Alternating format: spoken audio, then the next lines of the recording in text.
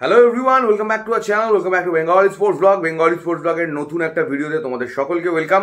একটু আগে Indian super লিগের অফিসিয়াল ইউটিউব চ্যানেলে একটা ডিমিত্রিয়াস ডিয়ামান্টাকোস ইস্ট বেঙ্গলের স্ট্রাইকার গ্রিক গডের একটা ইন্টারভিউ বা একটা পডকাস্ট আমরা একটু আগে দেখতে পেয়েছি, অনেকেই দেখেছি। যারা যারা দেখোনি দেখে নিতে পারো, এবং সেই পডকাস্টটা দেখে আমার কিছু রিয়াকশন দেওয়ার জন্যই এই ভিডিওটি বানাচ্ছি। তো চ্যানেলে যারা যারা নতুন, চ্যানেলটিকে সাবস্ক্রাইব করো, এই ভিডিওটি দেখছো ভিডিওটিকে লাইক করো, এবং কে বেটার ডিমি এই প্রশ্নটা উঠবে না যখন ডিয়ামান্টাকোসের ইন্টারভিউ হবে, এটা তো হতেই পারে না।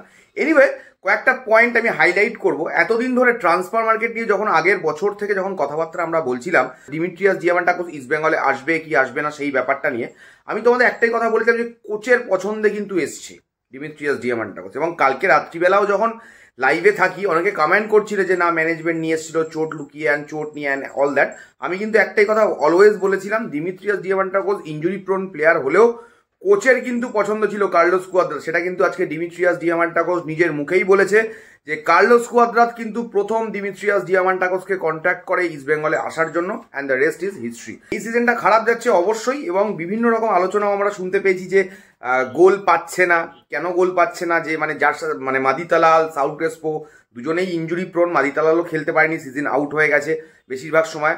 অ্যান্ড তাছাড়াও সাউথ ক্রেসপো তো মাঠেই নামতে পারে না, যে আমাই আদর খেয়ে বসে থাকে। যাই হোক, তো সেই ক্ষেত্রে যাদের সাথে আন্ডারস্ট্যান্ডিং তারা খেলতে পারছে না, ভালোভাবে বল পাচ্ছে না, বা সেই ক্ষেত্রে ও কমফোর্টেবল নয়, সেটাই কিন্তু বোঝাতে চেয়েছে। তবে এটুকুই বলবো ডিমি যে ইজি গোলগুলো মিস করছে সেগুলো কিন্তু নিজেকে জাস্টিফাই করতে পারবে বলে আমার মনে হয় না।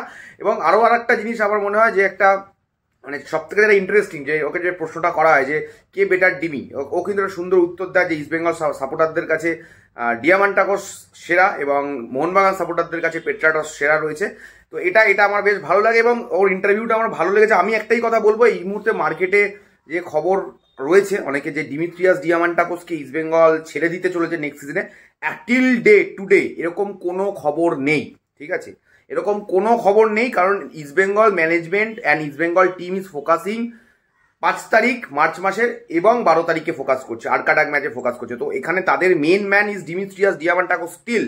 তো গ্রিক গড ডিমিত্রিয়াস ডিয়ামান্টাকোস, হ্যাঁ, ইন্ডিয়ান সুপার লিগে out of touch, out of form আমরা বলতেই পারি, ফর্ম তলানিতে রয়েছে, গোল করতে পারছে না। তবে তাকে ছেড়ে দেওয়ার মতো কোনো প্ল্যানিং এই মুহূর্তে ম্যানেজমেন্টের নেই।